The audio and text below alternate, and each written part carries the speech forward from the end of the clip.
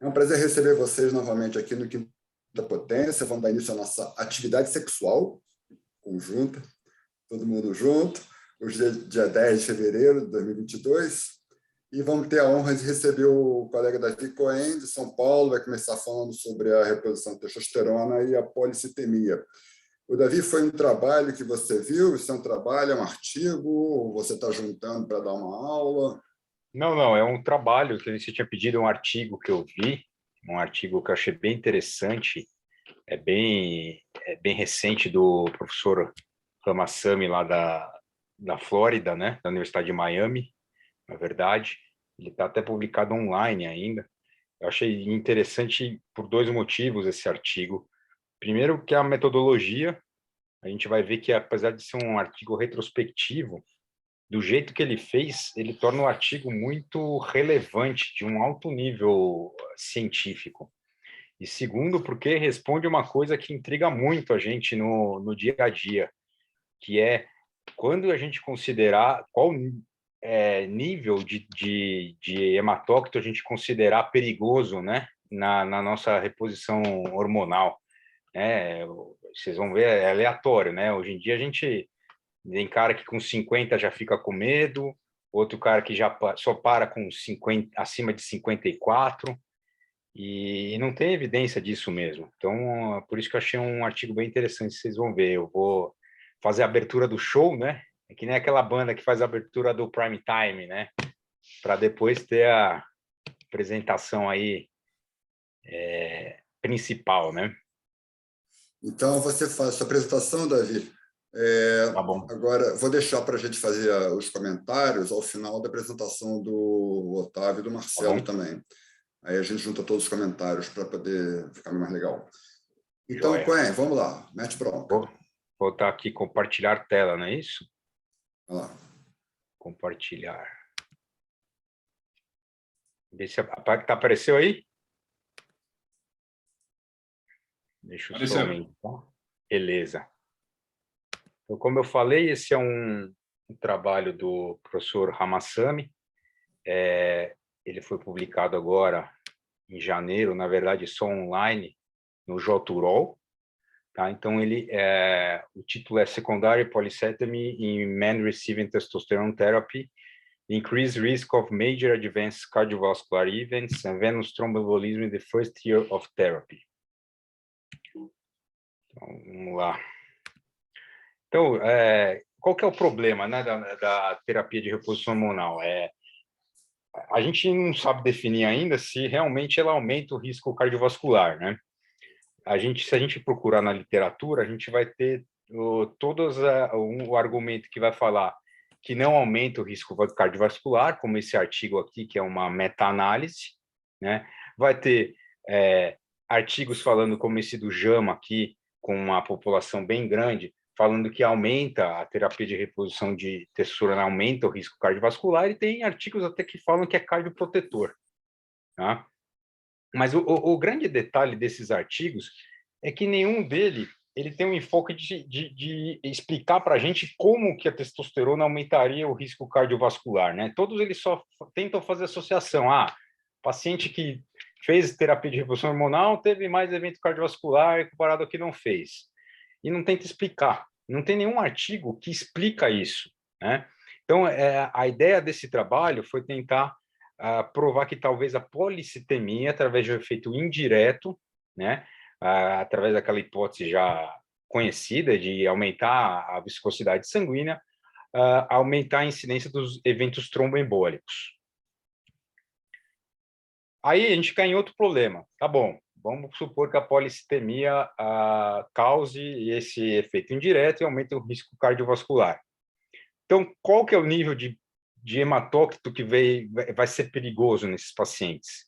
Tá? Os valores que a gente considera na prática clínica são totalmente arbitrários. Tá? A maioria deles é derivado do estudo Framingham, que já é um estudo antigo, populacional, cardiológico, em que eles viram que os pacientes que tinham o hematócrito entre 49% e 54%, eles tinham uma maior tendência de ter fenômenos tromboembólicos. E aí, passou esse conceito para o paciente que faz terapia de reposição hormonal.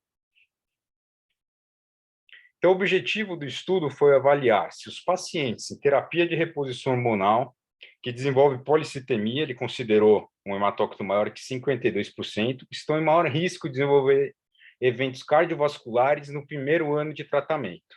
Aqui já 2 detalhes, né? Por que ele escolheu 52%? Ele fala que, primeiro, ele usou a definição da AWA, e segundo, porque com esse nível, né, com esse cutoff, ele conseguia maiores grupos para comparação. No primeiro ano de tratamento, porque é nesse primeiro ano que na clínica a gente vê que esse aumento é mais prejudicial. Então, o que eu comentei para vocês, que apesar de ser um estudo retrospectivo, eu achei a metodologia, o cuidado com que ele fez o estudo sensacional, e que a gente pode, na minha opinião, vocês vão ver no final, eu acho que é um game changer. Eu vou mudar a minha conduta clínica até que apareça um outro trabalho com maior nível de evidência. Então, é um estudo retrospectivo que pegou um banco de dados nacional, americano, que inclui 74 milhões de pacientes, no período de 2002 a 2020. Então, é multi-institucional. Então, ele pegou 2 grupos. O grupo 1, pacientes hipogonádicos, né, que ele considerou abaixo de 350 nanogramas, e que desenvolveram no primeiro ano um hematócrito acima de 52%, tá? E que estava em TRH. O grupo 2, a mesma coisa, só que não desenvolveram hematócrito acima de 52%. Tá? O que ele considerou TRH? Pelo menos 2 doses num período de 9 meses. Tá?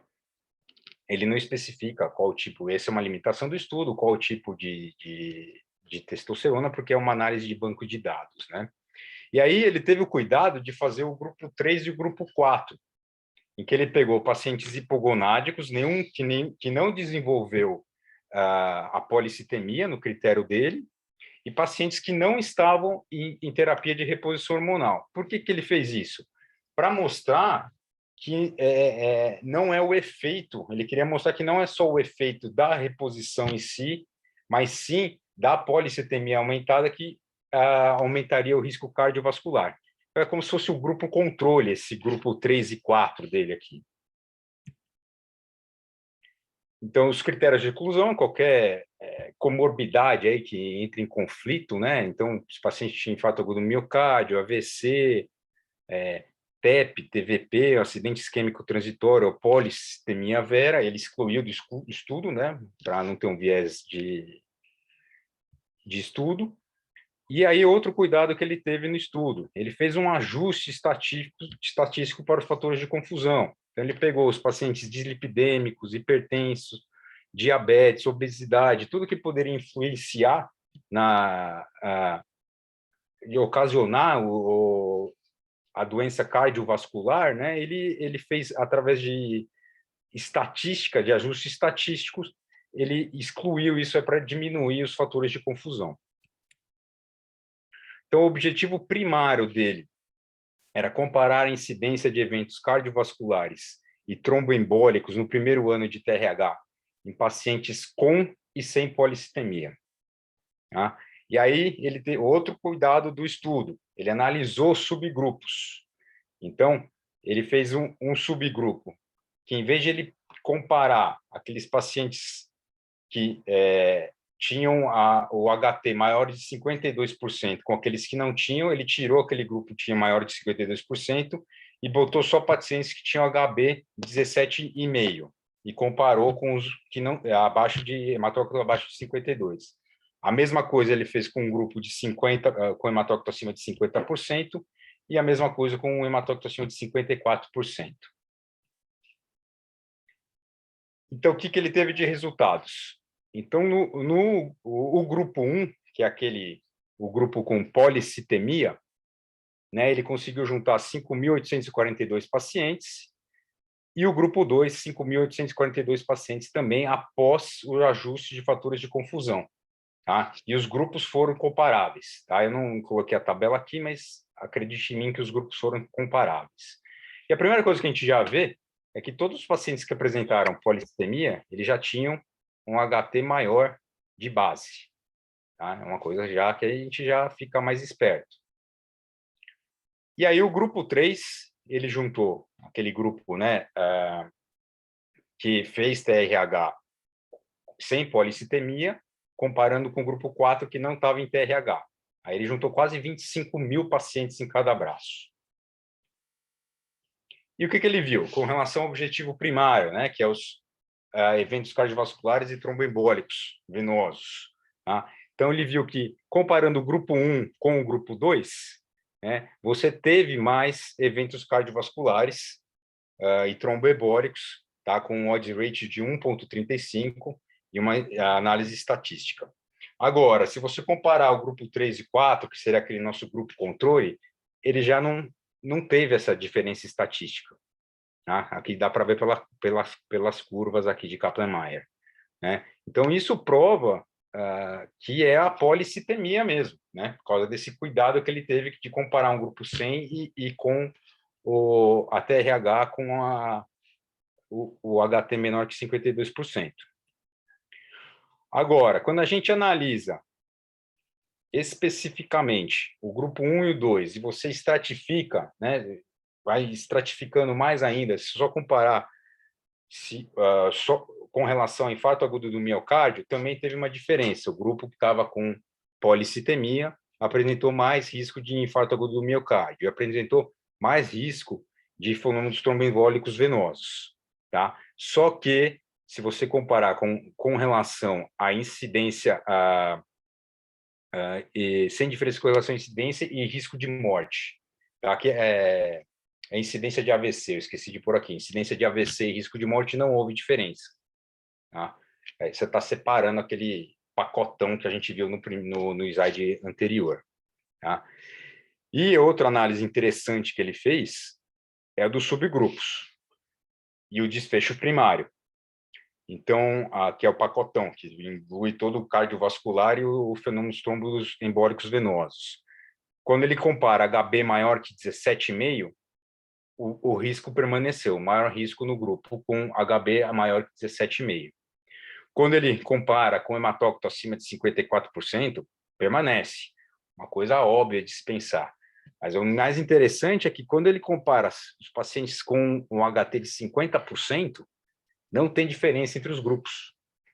Ou seja, quando ele põe no balaio lá pacientes com hematócrito de 50% e 51%, a diferença some.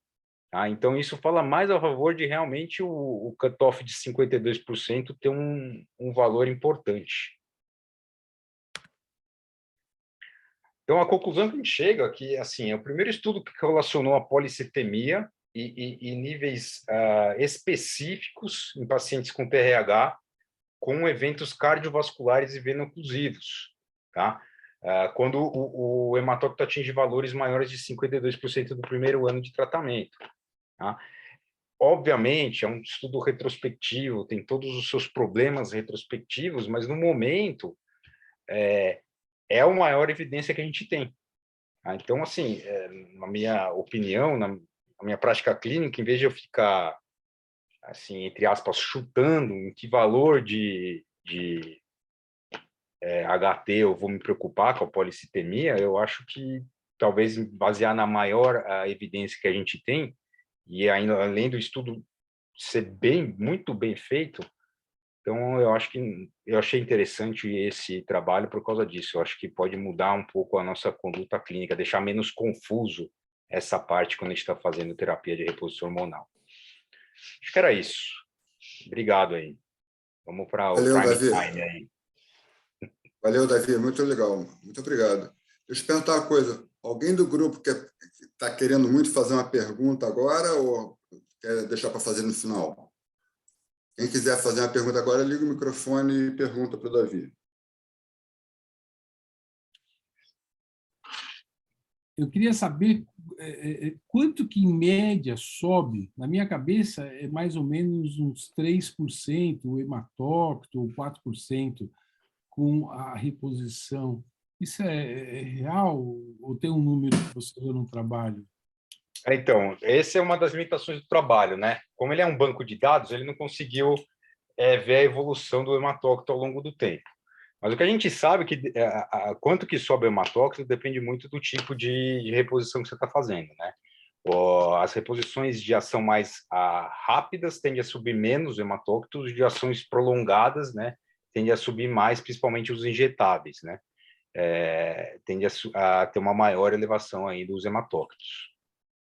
Mas você sabe mais ou menos a percentagem que sobe? Você tem ideia? Eu acho que não tem isso, viu, Francisco? Eu acho que é bem variável isso aí. É pouco estudado isso, né? Não é que nem, por exemplo, você repõe e sabe que o PSA vai subir em média 0,3, né? Mais ou menos. Você sabe, sobe 0,3, você fica mais sossegado, né? O hematócrito, pelo menos que eu conheço, eu não sei de um número meio mágico, assim. Com certeza. Legal. Então, paciente já tenha tido um evento tromboembólico, por exemplo, você fica com mais precaução ainda de fazer reposição hormonal, também nos 52%. Se tiver com 50%, 48%, você faz sem muita preocupação, mesmo já tendo evento prévio. Sim, mas pelo menos ele vai ter que ter um tempo aí de pelo menos uns 6 meses. Eles falam de 6 meses a 1 ano, né? Para fazer reposição assim. Mas eu usaria o mesmo cutoff. Eu acho que não tem sentido só porque ele tem um outro que teve um evento no passado, não tem embasamento para você usar menos, eu acho. Mais ou menos o que a gente faz de expectativa quando o paciente tem um câncer de próstata prévio também, né? A gente espera um pouquinho. E aproveitando, então, esse vai ser o tema da próxima apresentação do Luiz Otávio e do Marcelo Wrolawski. Vão falar sobre a reposição de testosterona pós-prostatectomia. Então, vai ter o Luiz Otávio que vai falar a favor, vai começar falando a favor da reposição, coisa que todo mundo gosta, e o Marcelo vai estragar o prazer da gente aí, falando contra. É isso aí. Então, Otávio... Chato. Vamos lá. Ok. Bom, mais uma vez, muito obrigado de estar aqui nesse grupo tão especial, amigos de longa data.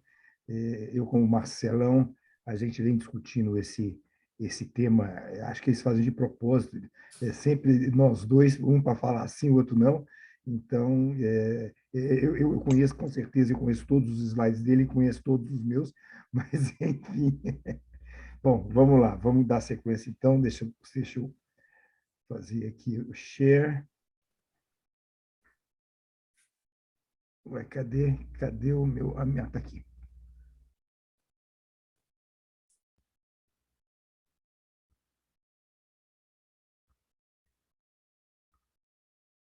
Apareceu para vocês aí?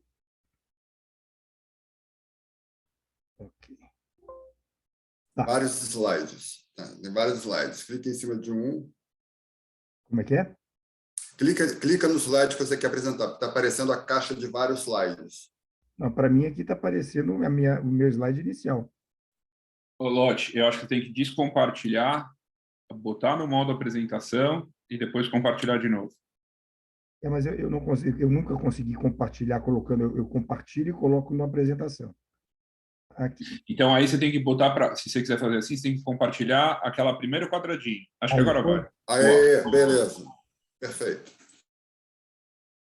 Muito bem. Então, a gente vai falar, na realidade, a gente tinha alguns, não é o tópico da reposição, se a reposição causa o câncer de próstata ou não, né? O que a gente pediu para discutir aqui foram os pacientes que já têm câncer de próstata, né? Então, que são realmente dois aspectos completamente diferentes.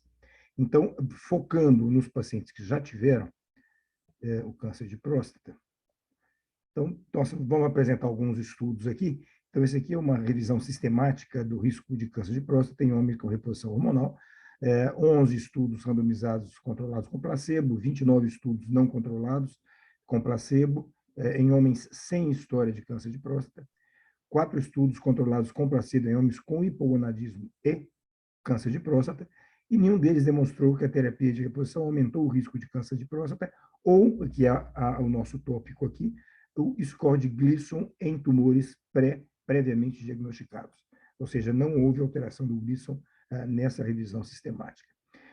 Nós fomos convidados, eu e o Marcelo, para termos esse artigo aqui no International Journal Brazilian Journal of Urology, em 2018, onde eu fui convidado para falar, sim, se a gente tem segurança para tratar um homem com pós-câncer de próstata. Nós fizemos uma revisão da literatura, e se vocês virem aqui, em prostatectomia radical, nós encontramos um N de 506 homens que foram submetidos à terapia pós-radical, com uma incidência de 1,19% de recorrência bioquímica, o que realmente é um índice muito menor do que na nossa prática diária.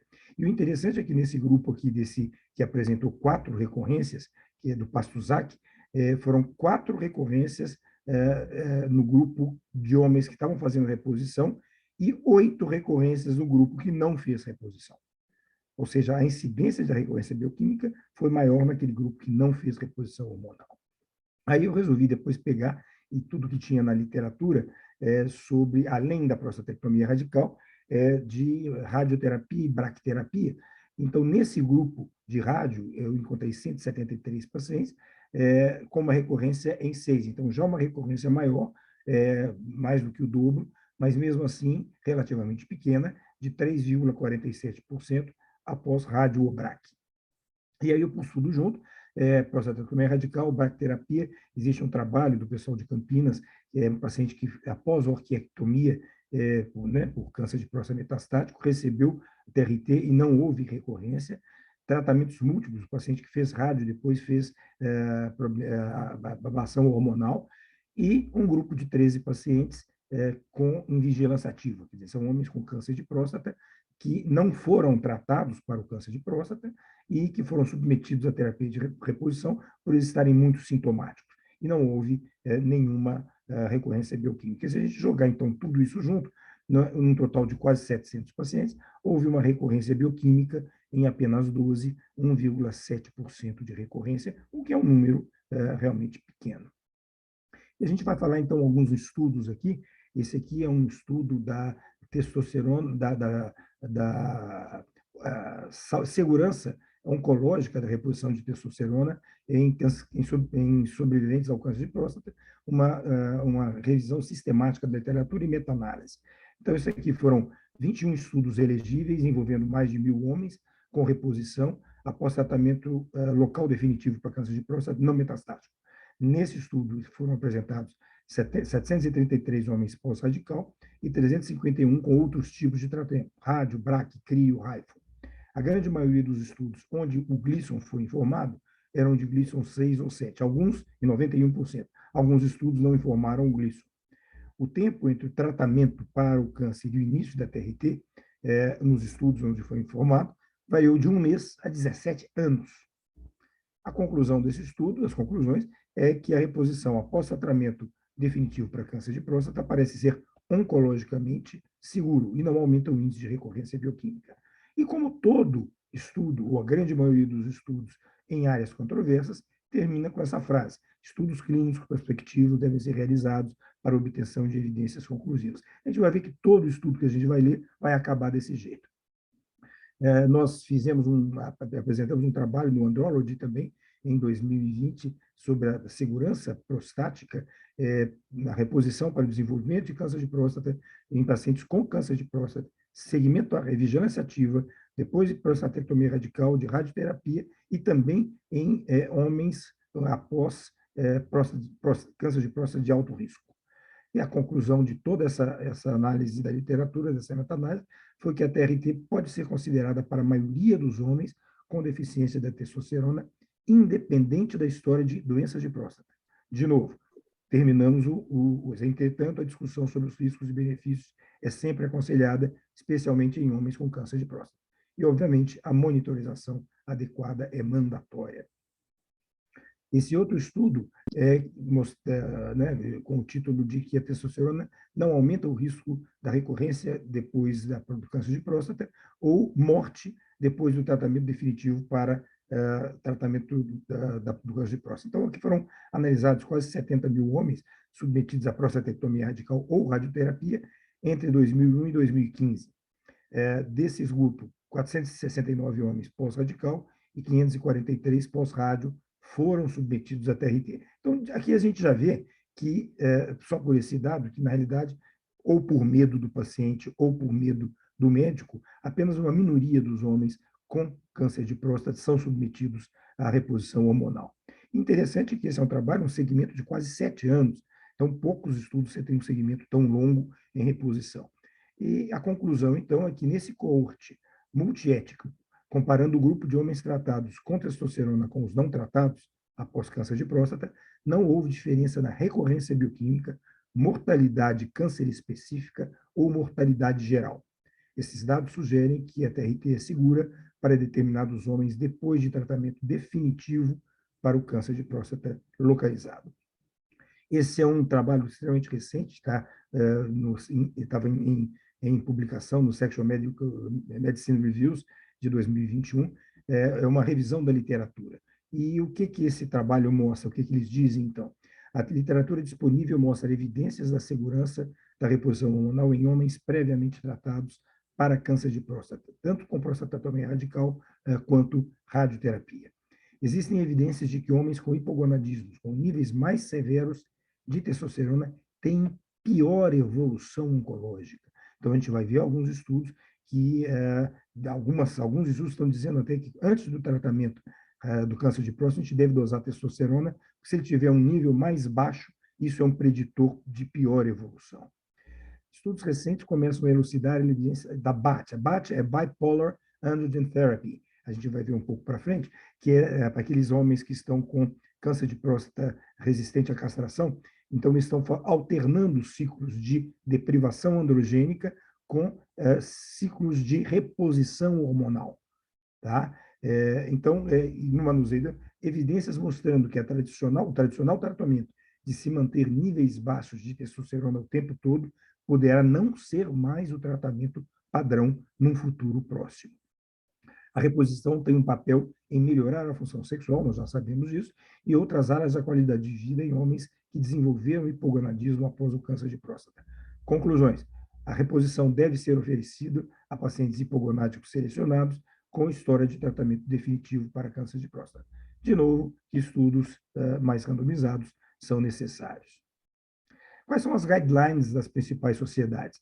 Então, a europeia diz que pode-se oferecer a reposição com cuidado para homens hipogonádicos sintomáticos que foram tratados com sucesso para o câncer de próstata localizado e que estiverem, no momento, sem evidências de doença ativa. O tratamento deve ser restrito a pacientes com baixo risco de recorrência de câncer de próstata e não deve começar antes de 1 ano. AUA. A reposição pode ser considerada em homens que foram submetidos à cirurgia de radical com patologia favorável, margens negativas, sem invasão de vesículas seminais e linfonodos negativos, e que tenham PSA indetectável no pós-operatório. Os dados de literatura são limitados, mas têm demonstrado um aumento não significativo na recorrência do câncer de próstata em homens tratados com testosterona comparados com controles, embora um aumento do PSA nos homens de grupo de alto risco recebendo testosterona tenha sido demonstrado, chamando a atenção para a necessidade de uma seleção apropriada dos nossos pacientes. Deve ser ressaltado que os estudos disponíveis, então é a mesma coisa que precisa de novos estudos. O que diz a International Society of Sexual Medicine? Não há evidência convincente que a reposição aumente o risco de desenvolver câncer de próstata ou que esteja associada com a progressão do câncer. Homens com mais de 45 anos de idade devem ser informados antes do tratamento de que os estudos de segurança da reposição no câncer de próstata são limitados, mas as evidências atuais são encorajadoras. Homens tratados com câncer de próstata tratados para câncer de próstata são candidatos a terapia de reposição, e aí, gente, após um intervalo prudente de tempo, dependendo do tipo de tratamento realizado. Eu participei dessa diretriz ou desse consenso, e aí nós discutimos muito tempo. O que é o tempo? Um mês, tem um estudo clínico ongoing nos Estados Unidos, que o critério de inclusão são 2 PSAs indetectáveis. Eles não falam entre diferença de tempo entre eles. Quer dizer, se eu fiz um PSA 1 mês e o outro 3 meses, 2 PSAs indetectáveis, esse paciente pode ser incluído nesse estudo clínico de reposição após câncer de próstata. Então, nós decidimos colocar após um intervalo prudente. E esse intervalo prudente vai depender do paciente, do tratamento, do médico, da condição do tumor, de invasão, de Gleason, enfim, uma série de fatores de comum acordo entre o paciente e o médico. E aqui é aquilo que a gente já falou, se vocês pegarem nessa coluna aqui, né, os outcomes de homens com testosterona baixa. Então, existem alguns trabalhos mostrando que a testosterona muito baixa aumenta o risco de câncer de próstata, aumenta a incidência em relação com testosterona maior, não apenas a incidência, mas aumenta também, aqui embaixo, associado a estágios patológicos mais avançados, a maior frequência de Gleason 4 e 5, quando comparado com testosterona mais alta. De novo, esse outro trabalho, maior incidência de Gleason 4, maior incidência de acometimento de vesículas seminais e maior incidência de margens cirúrgicas positivas. Aí eu aproveitei para abrir já que a gente está querendo falar de controvérsia, então, de falar em homens tratados por câncer de próstata, então, e aqueles homens em vigilância ativa? Então, nós temos basicamente 2 trabalhos, esse daqui é um estudo observacional com 13 pacientes sintomáticos com deficiência de testosterona e câncer de próstata. Mostrou não haver alterações no PSA ou no tamanho da próstata durante a vigilância ativa. É bem claro que tem que ser bem observados critérios para você indicar a vigilância ativa. É claro que você não pode fugir desse critério. No segmento, não houve progressão do câncer e não foram observadas metástases à distância. Esse outro trabalho, os estudos preliminares, número de 28 homens com reposição hormonal e 96 sem, todos em vigilância ativa, segmento aproximadamente de 40 meses, o Gleason 3 a 4. Esses resultados sugerem que a administração de testosterona não causa, a curto prazo, progressão na biópsia, melhorando os sintomas e a qualidade de vida. E aí a gente vai mais longe ainda aqui. Alguns anos atrás, e apareceu isso nessa revista Discovery, uma nova maneira de tratar câncer de próstata recorrente. Mais testosterona? Então, aí entra aquilo que a gente falou do BAT, que é o Bipolar Androgen Therapy. Nesse primeiro estudo, 14 pacientes com câncer de próstata resistente à castração. A terapia de castração suprime a produção de T, como nós sabemos. Então, eles davam um ciclo de 3 meses de ablação, de castração, e 3 meses de testosterona, 400 miligramas intramuscular por 3 meses. Isso permitindo, então, a alternância de ciclos rápidos de níveis de testosterona suprafisiológicos para níveis séricos de T próximos à castração, que é a TAP, que a gente falou, BAT, Bipolar Androgen Therapy. Ela foi bem tolerada, com aumento não significativo do PSA em 7 dos 14 pacientes avaliáveis e respostas radiográficas positivas em 5, ou sem alterações, em 5 de 10 pacientes avaliáveis. Eles continuaram indo nessa linha, e esse é interessante, o nome do estudo, BATMAN, né? Eu achei muito interessante a analogia.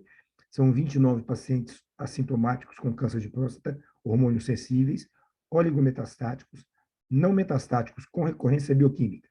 6 meses de deprivação androgênica seguidos de reposição hormonal com 400 miligramas de cipionato de testosterona a cada 4 semanas, em ciclos alternados a cada 3 meses. 59% dos homens tiveram PSA menor do que 4 depois de 18 meses. 10 pacientes que receberam BAT foram avaliados pelo RECIST, que é o Response Evaluation Criterion in Solid Tumors, para a evolução da doença, e em 8 deles, 80%, foram observadas respostas objetivas positivas, 4 completas e 4 parciais, com uma melhora significativa nos índices de função sexual, de atividade sexual. Esse é um estudo bastante interessante que começou em 2020, que é o chamado Transformer, que é um estudo randomizado naquela época de fase 2, em 2020, comparando o BAT com o uso de enzalutamida em homens assintomáticos com câncer de próstata resistente à castração. Então, esses ciclos androgênicos se mostram promissores nos tumores de próstatas resistentes à castração. A inclusão de pacientes em um estudo clínico para se avaliar múltiplos ciclos de alternância de níveis de testosterona aos extremos suprafisiológicos e de castração ou castração já foi iniciada, isso em 2020. A BAT poderá ter também um papel junto com a imunoterapia, já que dados preliminares sugerem que a BAT poderia fazer com que as células tumorais sejam mais responsivas à imunoterapia. Ou seja, o BAT melhoraria a resposta à imunoterapia no câncer de próstata resistente à castração. Estamos num ponto em que estamos tentando entender a melhor maneira de usar esse tratamento. Estamos ainda trabalhando em como incorporar a testosterona no paradigma do tratamento do câncer de próstata. Achamos que ela tem o potencial de aumentar e estender a resposta. Isso foi publicado em 2020. Na ASCO de 2021, o que foi falado? Sobre o Transformer. Embora o estudo tenha falhado em demonstrar superioridade em sobrevida livre de progressão da BAT sobre a enzalutamida em homens com câncer de próstata resistente à castração, após a bilaterona, foi demonstrado que a BAT é segura, aumenta a qualidade de vida e tem eficácia comparável à enzalutamida. O achado mais importante é que, após a bilaterona, a BAT pode aumentar significativamente a magnitude e duração da resposta à enzalutamida. Esses resultados dão suporte para a realização de novos estudos como terapia na sequência de BAT e enzalutamida como terapia única. De novo, estudos são necessários para definir o potencial tratamento sequencial entre BAT e castração. Esse também é um estudo bastante interessante, feito em camundongos, camundongos nude, machos, né, claro, divididos em 4 categorias. Os camundongos controles, os que foram submetidos à orquiectomia, esses que foram submetidos à orquiectomia. Um grupo recebeu 2 miligramas de pellet de testosterona e um outro grupo de camundongos, ao invés de 2, receberam 5 gramas de pellet de testosterona após a castração. Esses camundongos, eles foram, após a orquiectomia, foram injetadas 5 milhões de células NCAP, que são células que desenvolvem o câncer de próstata. Então, eles fizeram a orquiectomia, injetaram essas células para induzir a formação do câncer de próstata em todos os grupos. Eles foram seguidos por 84 dias e foram ver uma avaliação da testosterona sérica e do tamanho do tumor. Então, esse é o implante do pellet no camundongo, e vocês veem aí a formação de um câncer de próstata depois do pellet.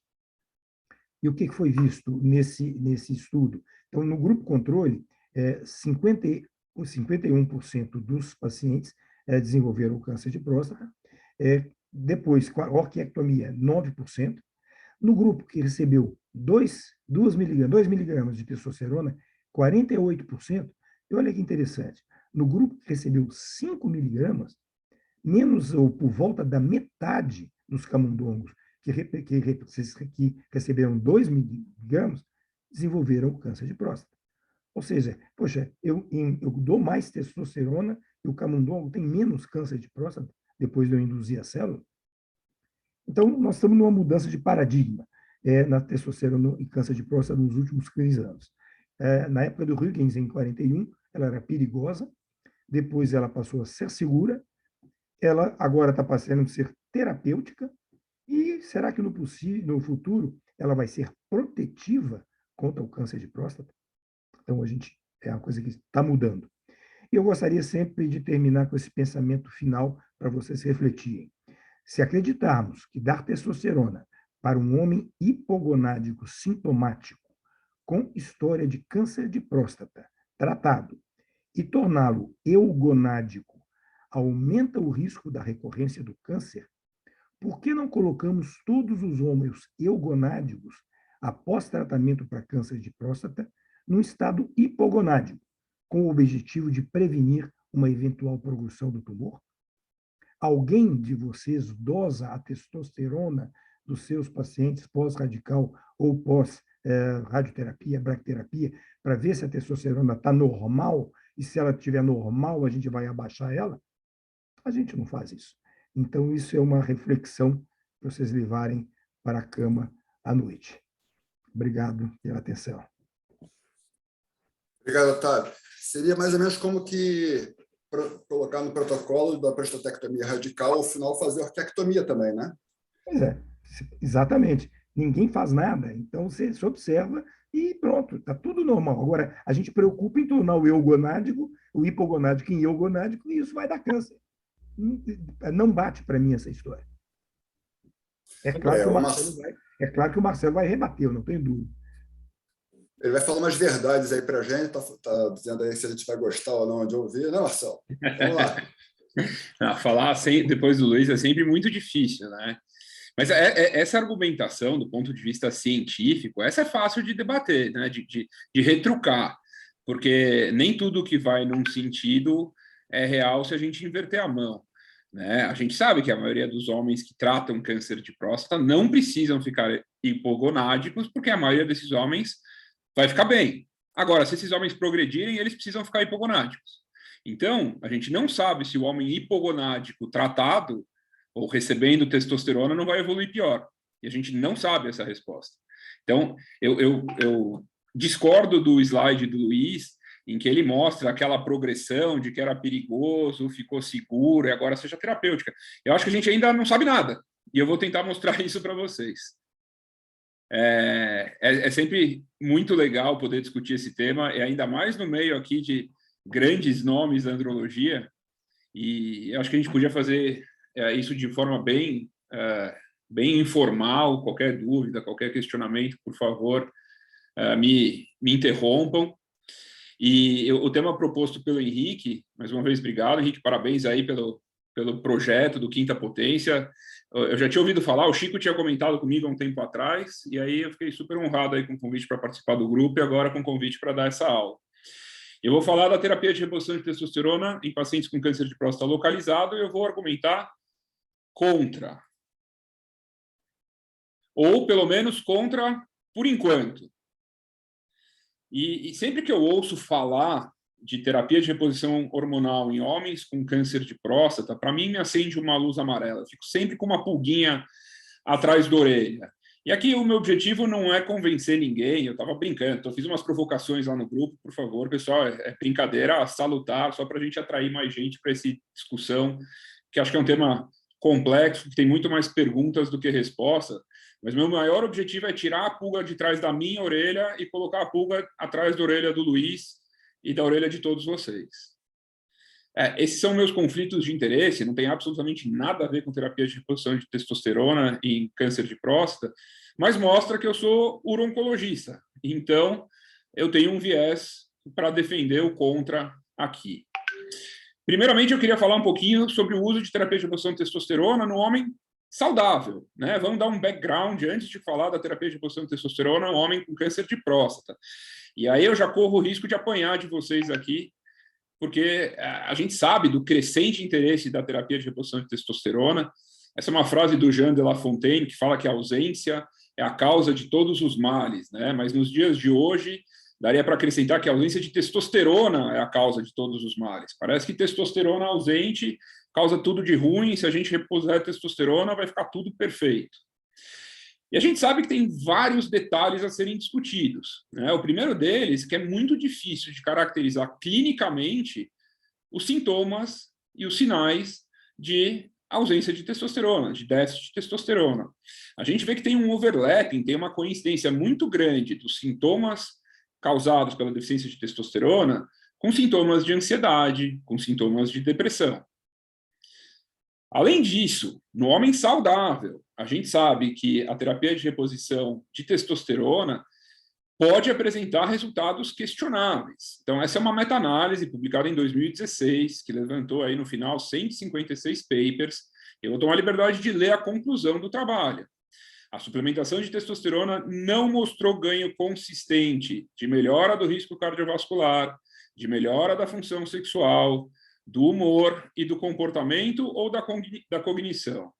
A testosterona foi ou é inefetiva no tratamento da disfunção erétil em estudos controlados e não mostrou consistentemente benefício na melhora da libido.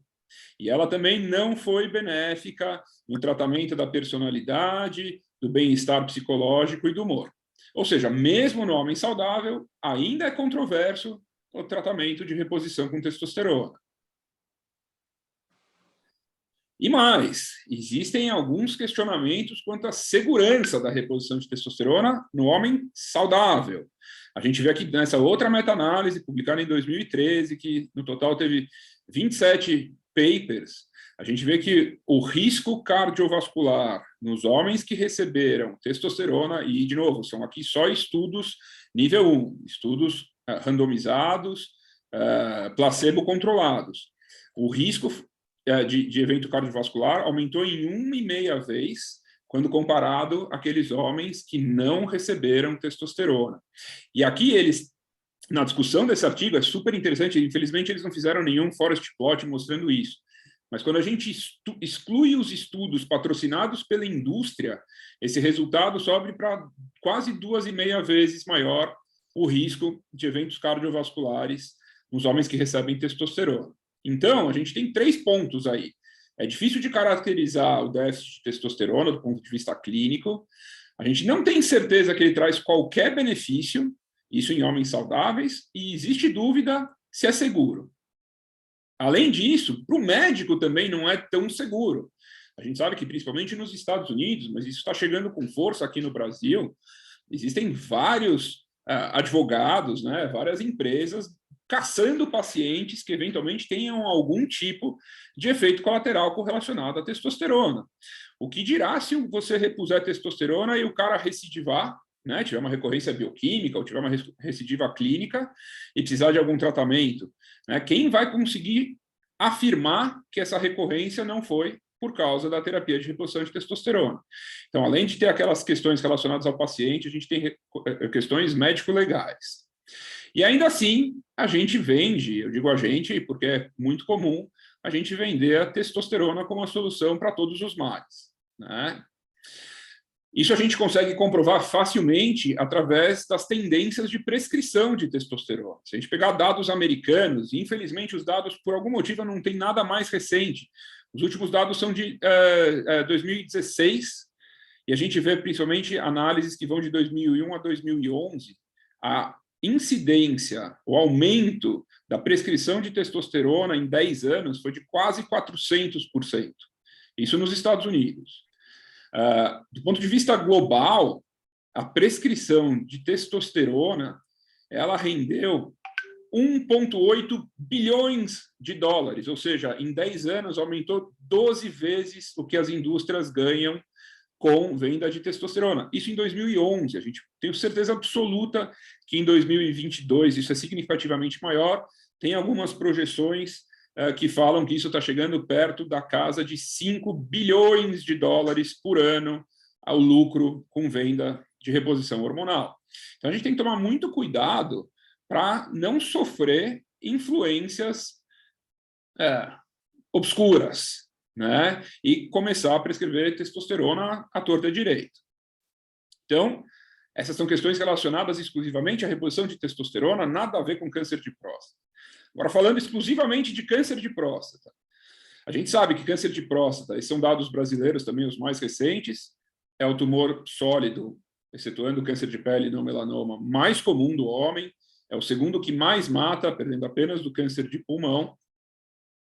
E a gente sabe desde sempre, desde a década de 40 do século passado, que o câncer de próstata tem uma natureza hormonal e que o comportamento do câncer de próstata metastático depende da concentração de testosterona.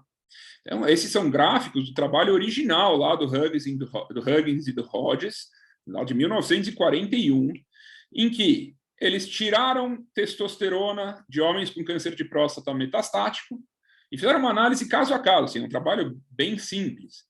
E aí avaliaram fosfatase alcalina e fosfatase ácida, que eram os marcadores tumorais disponíveis na época, e viram que, tirando testosterona do homem com câncer de próstata metastático, esse marcador tumoral cai. Por outro lado, se a gente acrescentar testosterona no homem com câncer de próstata metastático, os marcadores tumorais sobem. E isso fez com que o Huggins ganhasse o Prêmio Nobel de Medicina e Fisiologia em 1966. E com isso nasceu o dogma de que terapia de reposição de testosterona seria prejudicial para pacientes com câncer de próstata, principalmente no cenário metastático.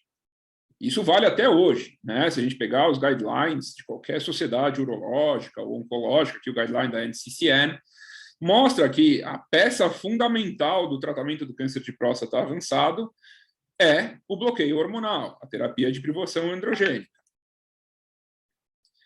E aí, até 2009, isso não era muito discutido. Esse modelo tradicional, como eu falei, maiores concentrações de testosterona levam ao maior crescimento do câncer de próstata.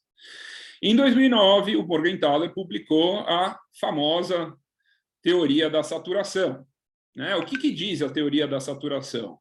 A teoria da saturação é um modelo extremamente simples ou simplista. Ele tenta transformar algo que talvez seja muito complexo e tenta dar uma resposta bem primária para algo que talvez não seja tão simples assim.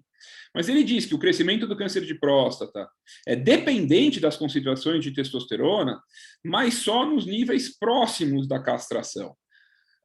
Essa aqui seria a curva da terapia do modelo tradicional. Aumenta a concentração de testosterona, aumenta o crescimento do câncer de próstata. E essa seria a curva do modelo de saturação, que a gente vê mais claramente nesse outro gráfico. Ou seja, enquanto o cara está castrado, a gente repõe testosterona, a testosterona tem receptores livres para ocupar, e aí o câncer aumenta. Mas a partir do momento que ele encontra a saturação, ou seja, não tem mais receptores livres, estão todos ocupados já por testosterona, isso seria na faixa lá de 250 miligramas por ml. A partir desse ponto, você poderia dar testosterona à vontade, que o câncer não cresceria. Então, isso seria maravilhoso, né? A gente estaria deixando para trás aí uma vida velha, tormentosa, e poderia navegar aí num céu de brigadeiro. E aí eu resolvi fazer uma pesquisa no Twitter. Não sei se vocês usam o Twitter, eu queria sugerir que todos utilizassem, é um ambiente muito legal para a urologia, para fazer networking, para discutir caso, para discutir trabalho, enfim, é uma mídia social diferente das demais. Mas aí eu fiz rapidinho, tá? É uma pesquisa que durou 24 horas, teve mais de 100 votos, e a gente vê que 2/3 da população, talvez urológica, que não tem nenhum tipo de metodologia científica, a gente não sabe exatamente quem respondeu, mas 2/3 da população que respondeu compra essa ideia da teoria de saturação, ou seja, faz reposição hormonal em homens com câncer de próstata, quer seja apenas após um tratamento com intuito curativo, cirurgia ou radioterapia, ou mesmo naqueles homens com vigilância ativa. E aí, de novo, eu coloco essa pergunta. Será que o modelo da saturação não é uma teoria muito simplista para um tema muito complexo?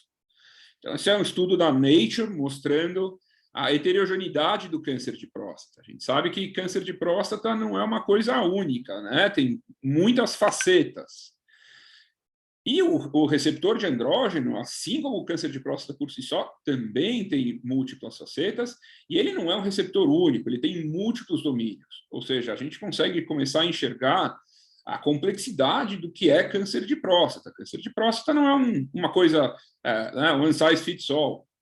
Então, a gente entende que diferentes clones do câncer de próstata, das células com câncer de próstata, devem se comportar de maneira diferente quando elas são expostas à testosterona. Não é só falar que um para um repletou, né, deixou todos os receptores repletos, a partir disso não tem problema. Isso parece ser uma simplificação até perigosa. E mais, esse é um estudo interessante, publicado ano retrasado, em 2020, que questiona as evidências que fizeram com que o Morgenthaler publicasse a terapia da saturação. Quais são as principais críticas? Primeiro, esse modelo da saturação nunca foi validado. Ele inclui, na grande maioria das vezes, estudos in vitro ou em animais. E os estudos em humanos, no qual ele consegue tirar algumas afirmações para embasar a teoria da saturação, parecem meio que tirados de contexto, ou seja, as afirmações nas quais ele se baseia não são exatamente aquelas afirmações que o autor do trabalho original quis utilizar. Então, eu acho que, no mínimo, a gente teria que duvidar, que questionar a terapia da saturação, a gente teria que questionar se repor testosterona em homem com câncer de próstata é seguro ou não. E essas questões não deveriam partir de quem está prescrevendo, deveria partir de toda a comunidade científica.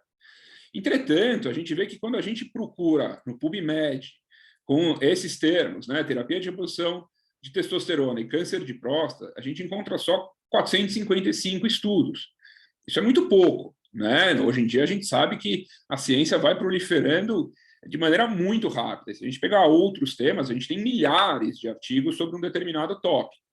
E mais, a gente vê que a grande maioria desses 455 artigos são artigos de péssima qualidade. São séries de casos, são relatos de caso. Se a gente for ver evidência nível 1, estudos clínicos, né? Se a gente colocar o filtro para só nessa mesma descrição, a gente for ver só estudos clínicos, só existem 22 estudos clínicos que estudaram terapia de reposição no homem com câncer de próstata. Isso é de hoje, tá bom, pessoal? E aí eu tive o cuidado de levantar, de ir atrás do tema desses 22 estudos que estudaram câncer de próstata e terapia de reposição hormonal. E a gente vê que eles estudam as coisas mais diferentes possíveis, né? Na verdade, um é sobre HPV, o outro é sobre síndrome de dor crônica, o outro é sobre micropênis. Não tem nenhum estudo clínico randomizado que avalia a reposição de testosterona em paciente com câncer de próstata localizado. Zero. Então, talvez a gente esteja atrasado, talvez a gente tenha que procurar. Então, deve ter uma... Né, isso está super em voga, deveria ter um monte de gente estudando isso. E aí, quando a gente entra no clinicaltrials.gov, também, dados de hoje, a gente vê que tem 6 estudos clínicos registrados no clinicaltrials.gov. Dos 6, a maioria deles foi terminado, foi completado, mas sem resultado, porque isso aqui não fala do câncer de próstata localizado. Só um deles está recrutando. Dos 6 estudos, só um a gente vai ter resposta, e essa resposta deve acontecer em 2024 apenas. Essa é a última atualização do estudo no clinicaltrials.gov de 2021, não tem nada falando de resultados por enquanto, mas ele vai avaliar placebo versus ciprionato de testosterona e quer avaliar a melhora na qualidade de vida nesses pacientes. Então, por enquanto, a gente não sabe nada do ponto de vista científico mais robusto sobre reposição de testosterona em homem com câncer de próstata. E será que, com essas frágeis evidências que a gente tem até o momento, a gente não está jogando gasolina no fogo? Quem pode afirmar que a gente não está trazendo mal para o paciente? Né? Então, esse aqui é um resumo de todos os trabalhos, todos retrospectivos, ou seja, nível de evidência baixo, de homens submetidos à prostatel-radioterapia, ou seja, tratados com intuito curativo do câncer de próstata, que receberam terapia de reposição de testosterona. O número total de pacientes é menos do que 600, é um número muito, muito baixo. E mais importante do que isso, o segmento é muito curto, o maior segmento foi de 5 anos. A gente sabe que para a história natural do câncer de próstata, 5 anos não significa quase nada. E mais, o endpoint desses trabalhos foi recorrência bioquímica. E recorrência bioquímica não é considerado um endpoint adequado para avaliar resposta do câncer de próstata, progressão de câncer de próstata. A gente sabe que os endpoints que o FDA considera adequados para avaliar sobrevida no câncer de próstata é sobrevida livre de metástase, sobrevida a câncer específica e sobrevida global. Ou seja, a gente tem muito, muito pouca evidência, e as evidências são muito, muito, muito frágeis para falar que não tem problema nenhum repor testosterona em homem tratado de câncer de próstata. O Lott mostrou esse artigo, né? Fala da segurança de reposição. E a gente vê que nos pacientes submetidos à prostatectomia radical, a taxa de recorrência bioquímica, mais uma vez, não é um endpoint interessante, Nos homens tratados com câncer nos homens tratados de câncer de próstata por prostatectomia radical que receberam testosterona, só 2% deles teve recorrência bioquímica. Nos que fizeram outros tratamentos, radioterapia, HIFU, BRAC, qualquer coisa assim, a recorrência bioquímica foi de 4%. Mas, puxa, espetacular.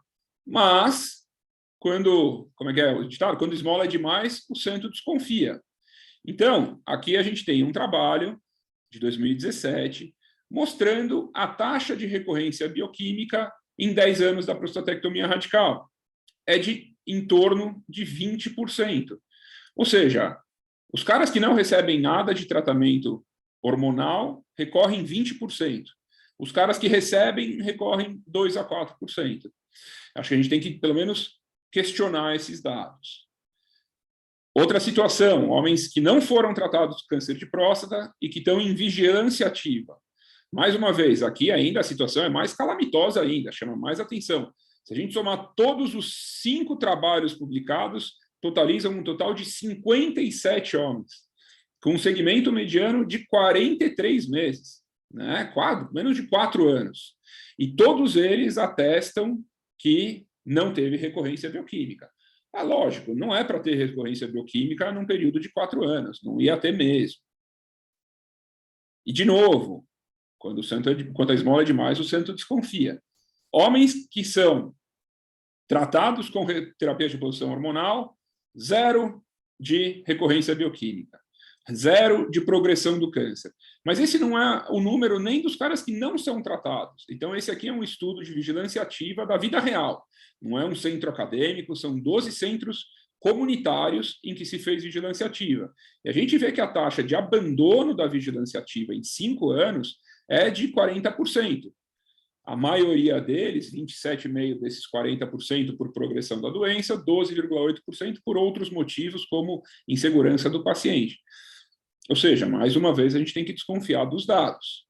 Então, será mesmo que a gente não está prejudicando os nossos pacientes repondo testosterona? E aí eu fico feliz que tem uma colega ginecologista na sala, não sei se ela ainda está por aí, mas que quando a gente baseia tratamentos em estudos de baixo nível de evidência, de baixa qualidade metodológica, a gente pode estar incorrendo em erros. No passado, se preconizava a terapia de reposição hormonal indiscriminadamente para as mulheres menopausadas. E a gente viu que, para alguns grupos, a terapia de reposição hormonal para mulheres pode ser perigosa, aumentando a chance de câncer. E, mais uma vez, a gente ainda não tem tempo suficiente para falar nada a respeito de câncer de próstata. Então, esse é o estudo Pivot, um estudo, como o nome diz, é um estudo pivotal, um estudo extremamente importante que compara prostatectomia radical versus watchful waiting, versus não fazer nada, né? E a gente vê que em 20 anos de segmento, observação e prostatectomia radical não trouxe diferença na mortalidade. Ou seja, em 20 anos a gente não conseguiu provar que vale a pena operar homens com câncer de próstata. Só depois de 29 anos de segmento, e esse é um outro estudo pivotal, também comparando prostatectomia radical com vigilância, com watchful waiting, é o estudo SGPC4, só depois de 29 anos a gente mostrou que prostatectomia radical pode trazer ganho de sobrevida global quando comparada ao watchful waiting.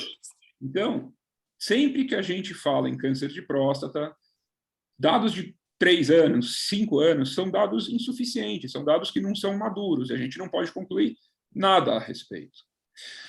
Aqui é um guideline publicado por esses grandes nomes, a maioria deles que advogam a favor da terapia de reposição hormonal, né? O próprio Morgenthaler, Montorsi, Mulhall, grandes nomes da andrologia, mostrando que se a gente for fazer terapia de reposição hormonal no homem com câncer de próstata, o médico deve fazer o disclosure, deve expor que os dados são limitados a respeito da segurança e dos riscos. Na verdade, são dados desconhecidos e que a gente, no mínimo, deve entregar um consentimento para que esses pacientes assinem. E você vê que não tem nível de evidência, é nível de evidência 0 para a gente fazer terapia de reposição hormonal em homens com câncer de próstata, e o grau de indicação é S, ou seja, é uma forte recomendação baseada na experiência, na opinião do expert, na ausência de dados clínicos. Ou seja, não existe evidência clínica e tudo que a gente faz se baseia na cabeça, na ideia de alguns experts, inegavelmente, principalmente numa teoria criada por um desses experts que é ainda contestada.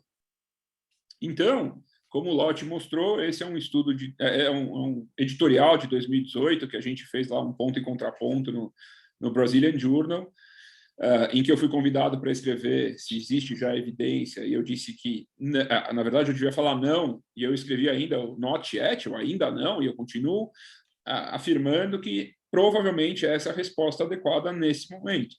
Até 2021, agora 2022, não existe nenhuma evidência, nenhuma segurança de que é benéfico ou de que é seguro a gente fazer terapia de reposição hormonal em homens pós-tratamento para câncer de próstata ou com câncer de próstata.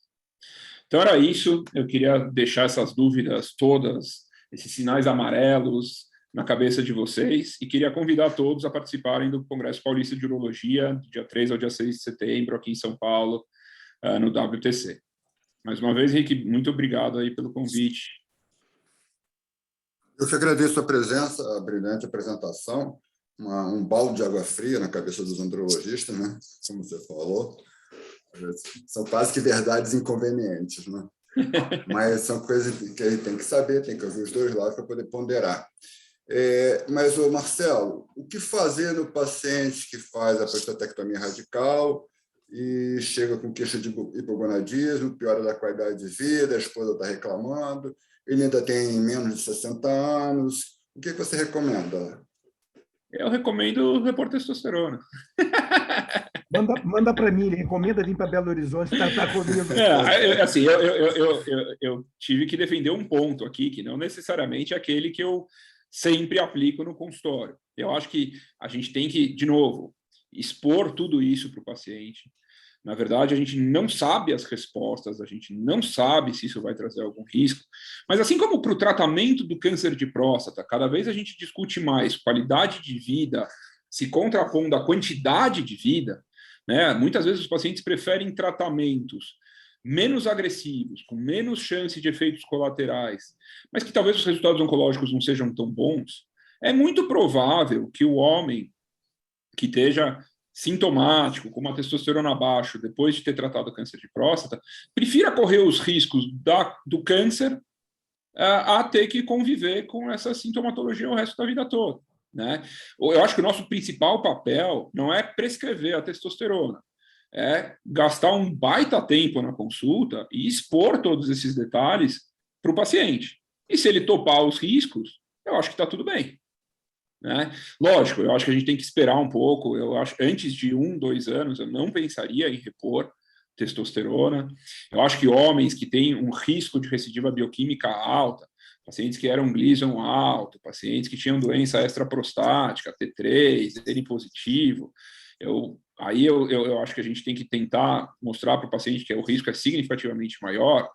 Mas para aquele cara que está com 2 anos pós-prostaté, PSA zerado, que era uma doença localizada, um T2, Gleason, né, baixo, ISUP1, ISUP2, até ISUP3, aí eu acho que a gente pode discutir. Eu acho que é válido e a gente tem que botar na balança junto com o paciente, que é meio chavão, mas é aquela decisão compartilhada, né?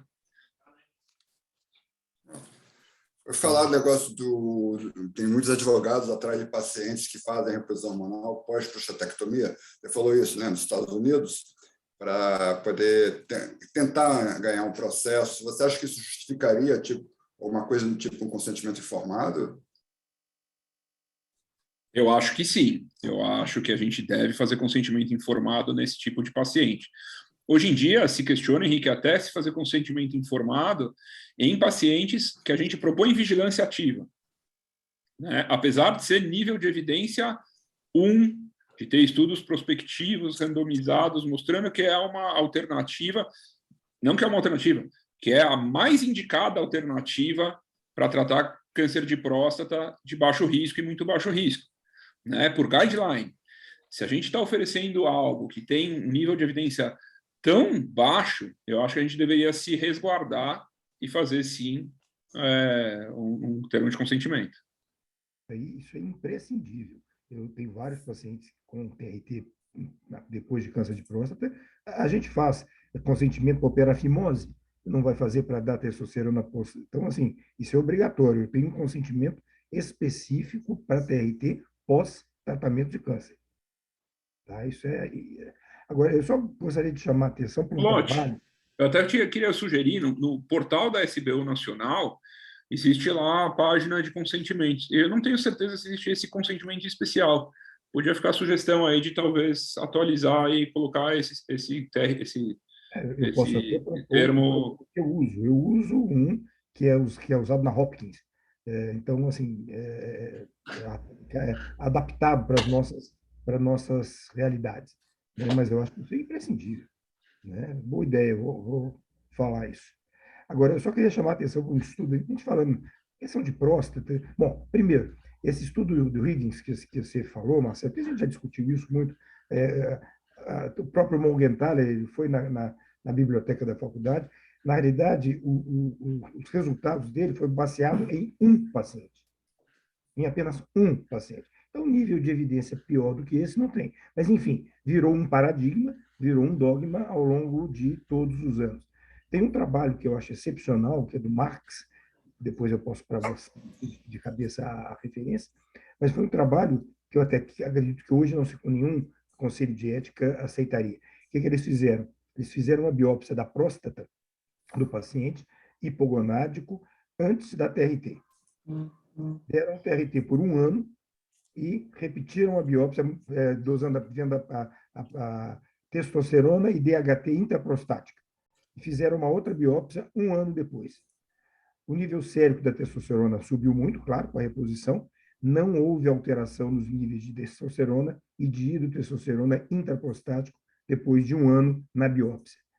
Então, esse é um trabalho que, para mim, assim, do ponto de vista de ciência básica, é claro que ninguém consegue fazer isso, nenhum conselho de ética vai autorizar a fazer isso hoje, mas é um trabalho bastante interessante. O Lucas, faz o seu comentário aí, meu querido. Ele está no aeroporto. É difícil de falar. Boa noite. Kátia, você... Dá para ouvir? Fala aí, Lucas. Aí, está empurrando carrinho. Cara, cheguei agora em São Paulo. Boa noite, pessoal. Não pude presenciar a discussão de vocês, mas é uma dúvida que eu tenho e alguém já me perguntou uma certa feita. Esse risco de reposição de testosterona exógena pós-radical se estende ao aumento da testosterona também com estímulo endógeno? Ou seja, é tudo testo? Pega aquele que já está. Na realidade... Lucas, repete, por favor, Lucas. Conseguiram? O senhor entendeu, doutor Luiz? Você disse, a testosterona exógena, se dá repor testosterona, ou, por exemplo, induzir a hipófise a produzir LH e produzir a testosterona. Ô, Lucas, o que você está fazendo é aumentando a testosterona sérica. Então, assim, da maneira que não importa. Ou você acredita no princípio que eu tornar um homem eugonádico, hipogonádico, eu protejo contra câncer de próstata, ou o inverso, a forma que eu vou fazer isso, se eu vou dar HCG, clomifene ou testosterona, não muda.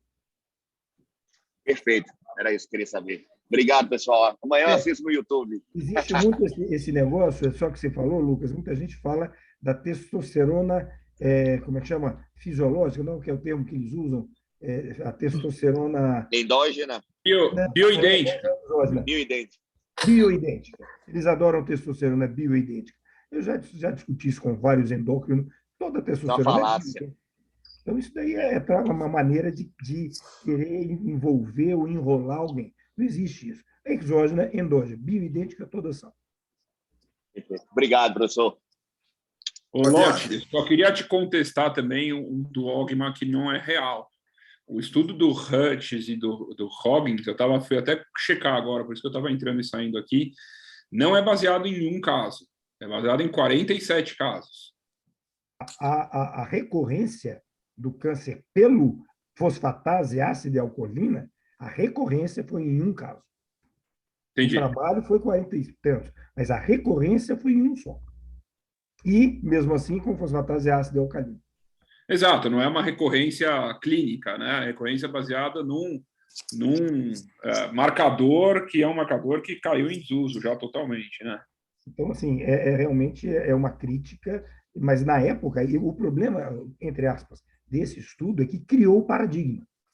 E a gente está tentando anos e anos e anos para tentar diminuir ou mudar esse paradigma. Mas, na verdade, de novo, eu acho que o paradigma criado não foi esse. O paradigma criado é que acaba se inferindo um outro paradigma baseado nesse.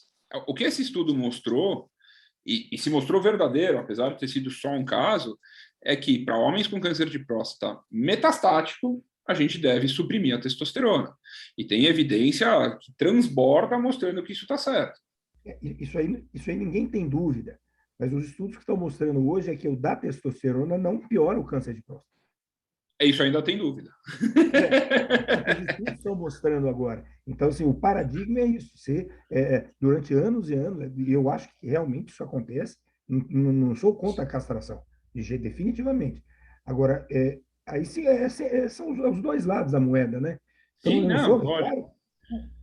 Eu só acho que a gente tem que tomar cuidado com essa ideia, né, em comprar o pacote de que agora esse mito caiu. Eu acho que o mito não caiu, eu acho que o mito está de pé ainda. Eu acho que a gente tem que responder a isso de uma maneira mais robusta. Eu acho que a gente tem uma faísca, mas a gente não conseguiu comprovar a segurança ainda de que é totalmente normal, é seguro, é benéfico tratar o paciente. Mas, de novo, eu também faço, porque eu acho que faz sentido. Mas eu acho que a gente tem que tomar muito cuidado quando a gente for propor para o paciente esse tipo de tratamento. A única coisa que concordo que não tem jeito de negar é a evidência científica. Agora, se você pegar nos dados que existem e na lógica, de novo, eu estou tornando um cara hipogonádico ou eugonádico, aumenta a incidência de câncer de próstata. Então, eu vou pegar todo mundo eugonádico e colocar em hipogonádico, que eu vou diminuir a incidência de recidiva. Não tem lógica isso. Então, é verdade, mas você não precisa. De novo, acho que essa é uma frase errada. Isso não tem nexo, essa frase. Como assim? Ué, a gente tem a evolução dos pacientes eugonádicos. Sim, mas... E a gente sabe que a gente não precisa tirar a testosterona deles. Agora, a gente não tem a evolução dos hipogonádicos, entendeu? Mas por que eu não posso dar, então, para quem é hipogonádico? Eu não sei. Eu não sei como é que funciona o receptor de hormônio nesse cara. Eu não sei. De novo, é igual a terapia do Morgenthaler. Faz sentido, mas é muito simplístico para uma doença tão complexa quanto o câncer de próstata. Né? Por que a gente dá a castração, passa um tempo para o cara ficar resistente à castração? Né? Então, a resposta não é tão direta assim. O Francisco está coçando a cabeça, ele sabe a resposta, eu também sei a resposta. Tem vários motivos pelos quais ele fica resistente à castração. Então, eu acho que esse tipo de comparação não é cientificamente plausível. A gente tem evidência de como o homem eugonádico com câncer de próstata localizado se comporta depois do tratamento. A gente sabe que se esse homem evoluir mal, a gente vai tirar a testosterona dele. Agora, a gente não sabe no homem hipogonádico, se a gente transformar ele em eugonádico, se ele vai se comportar igual ao homem eugonádico upfront. A gente não sabe. É simples. Eu não estou falando que vai se comportar mal. Eu estou falando que a gente não sabe a resposta. Som, Otávio. Assim, deixa o Francisco falar ali, mas assim, eu continuo, Marcelão, assim, do mesmo jeito que eu não tenho evidência científica, que eu concordo com todos os estudos, precisa de mais evidência, também não tem evidência científica nenhuma de que eu dar vai aumentar o câncer de próstata. Não existe.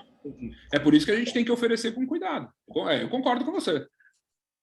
Só um comentário, tem um trabalho que eu gosto muito, eu esqueci o nome dele agora, é um patologista da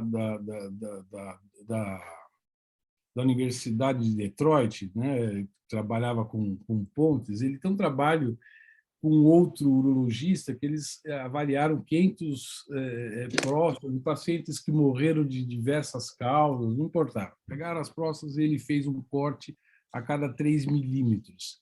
E em diversas idades, né? Começando dos 17, 20 anos e foram até as pessoas idosas, né? Mortes traumáticas, qualquer coisa, eles pegaram no necrotério da cidade. E o que aconteceu?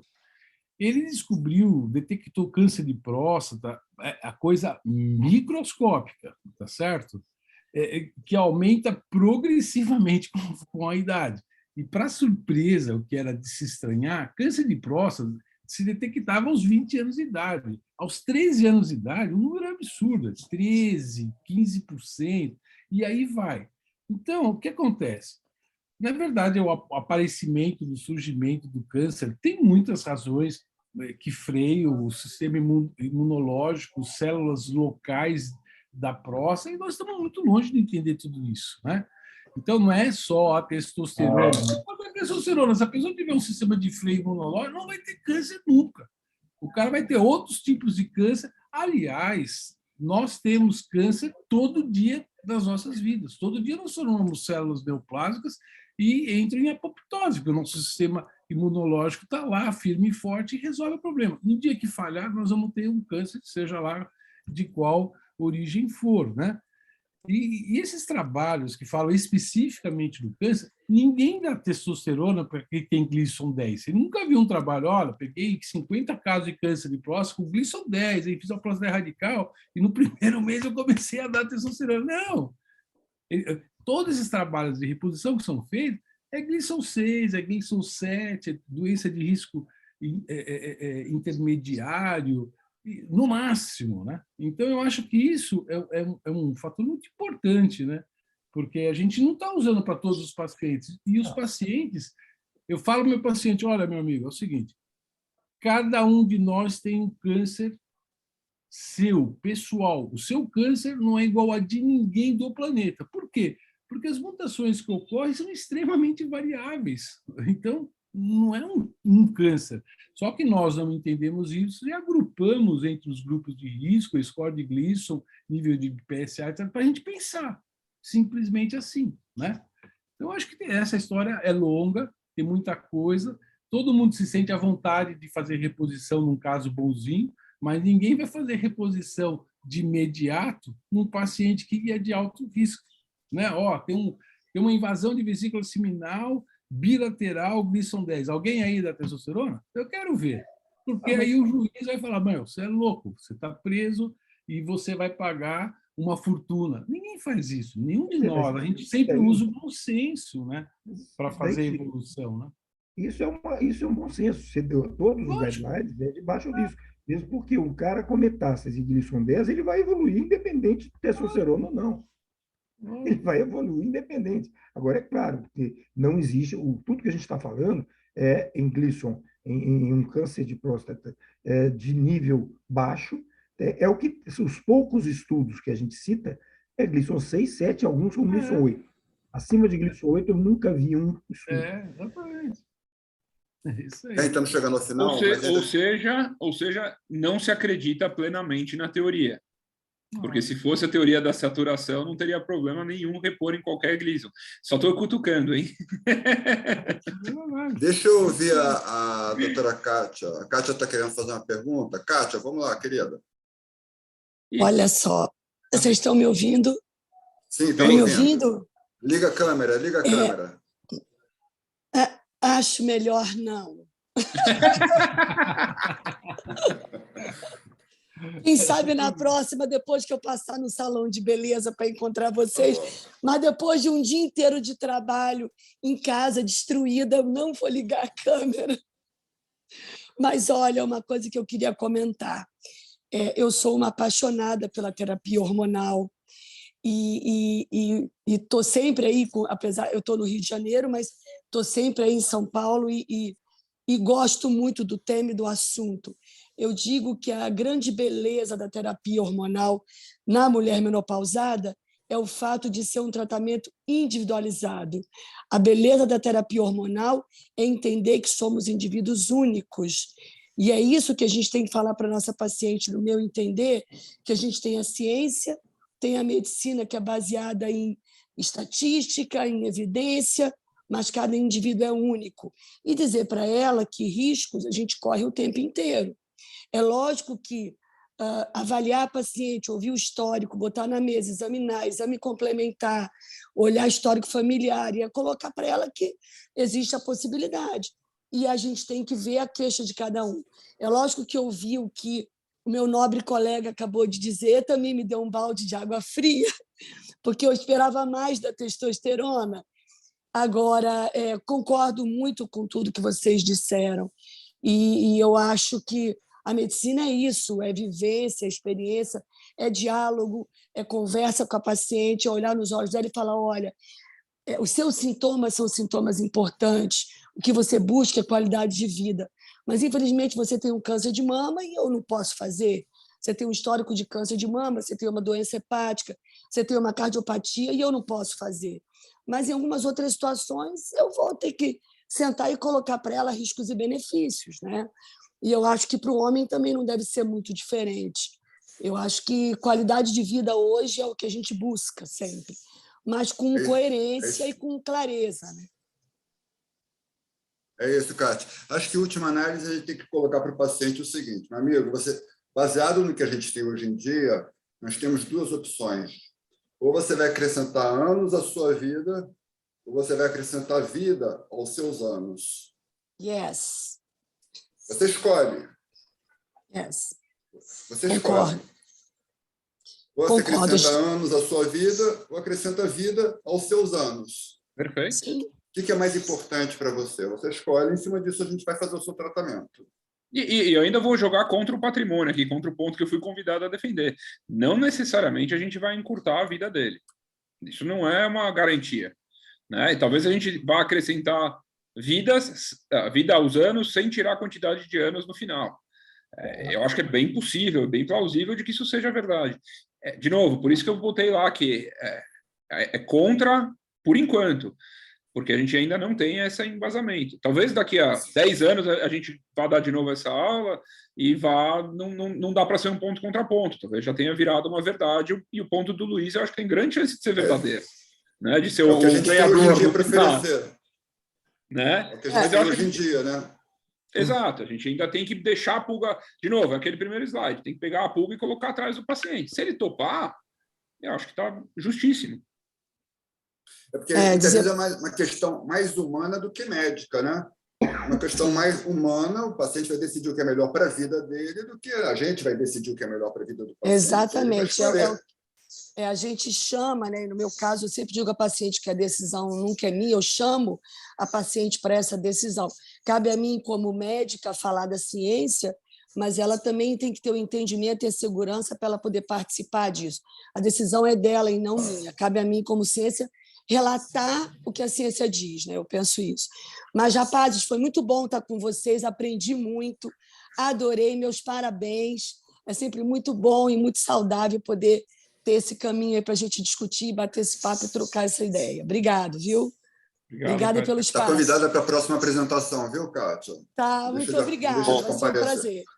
Vai ser um prazer. Obrigado. Fala, Lucas.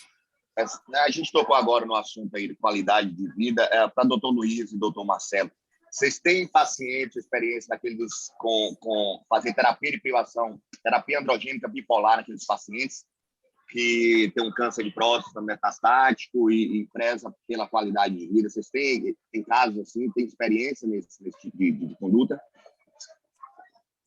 Peraí, qual tipo de terapia? Terapia androgênica bipolar. Isso ainda é uma coisa... Acho que são duas coisas diferentes, Lucas. Eu acho que você está perguntando de hormonioterapia ou terapia de prevenção intermitente. Intermitente, perdão. Sim. Beleza. Não, só para... Porque, assim, a terapia bipolar, que o Luiz chegou até a mostrar, é uma terapia ainda experimental, utilizada para pacientes com câncer de próstata resistente à castração que estão falhando. Ou seja, não tem nada aprovado nesse cenário, eles vão buscar alguma outra linha.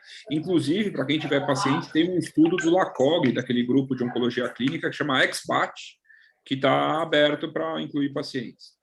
Acho que o que você estava comentando, então, é a terapia intermitente.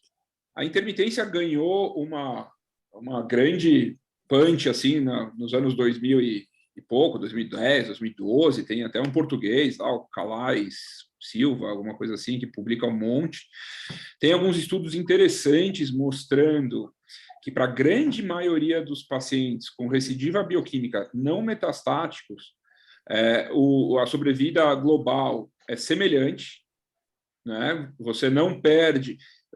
Você acaba perdendo um pouco mais de pacientes por câncer de próstata, mas isso se equivale ou se equipara, porque na terapia de privação androgênica contínua você acaba tendo mais perdas por causa cardiovascular, né, por morte cardiovascular. Então, no final, a sobrevida global, que no fundo é o endpoint principal, é equivalente.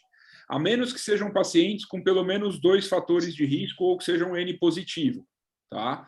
Então, Gleason maior ou igual a 8, T3 ou mais, e PSA acima de 20, se eu não me engano, eram os 3 fatores de risco. Se ele tiver 2 desses fatores de risco e ou N positivo, aí não é indicado a privação androgênica, porque aí tem perda de a privação androgênica intermitente. Aí, quando compara com a privação contínua, tem perda de sobrevida. Em relação à qualidade de vida, a teoria também é muito atraente. Né? Você vai fazer períodos em que você não vai repor ou não vai bloquear o hormônio. Na prática, o ganho de qualidade de vida é questionável. Por quê? Porque a gente sabe que quando a gente faz a castração desses pacientes e a gente interrompe essa castração, muitas vezes esse paciente demora a voltar a subir a testosterona, principalmente nos homens mais idosos. E aí, o PSA continua zerado. E a gente não está dando hormônio, mas ele está castrado, porque a testosterona dele ainda está indetectável. Muitas vezes ele vai começar a ter elevação do PSA, alguns meses depois, quando a testosterona voltar a subir. E aí a gente vai ter que castrar ele de novo. Então, na prática, esse benefício de ganho de qualidade de vida não se mostrou tão relevante. Tá? Tem alguns trabalhos positivos, tem outros trabalhos negativos. Mas eu acho que para homens, para alguns homens, para pacientes selecionados, eu acho que faz sentido, sim. Perfeito, excelente. Obrigado. Gente, alguém quer fazer um comentário final? Então, quero agradecer a presença de todos, a participação de cada um, Marcelo, o Cohen, Francisco, Otávio, Lucas, todo mundo que participou, a Kátia. Agradecer a presença, a participação. Foi muito prazeroso estar com vocês nessa atividade sexual de hoje. E nós vamos repetir isso daqui a 15 dias, com uma nova apresentação. Pessoal, muitíssimo obrigado. Boa noite a todos. Forte abraço. Valeu, pessoal. Valeu. Bom fim de semana. Muito obrigada. Obrigada, Também. gente. Boa noite. Boa viagem, Tchau, tchau. Lucas. Boa viagem. Valeu. Vocês estão arrasando aí, hein? Você viu falando? Eu ouvi você falando ali dentro.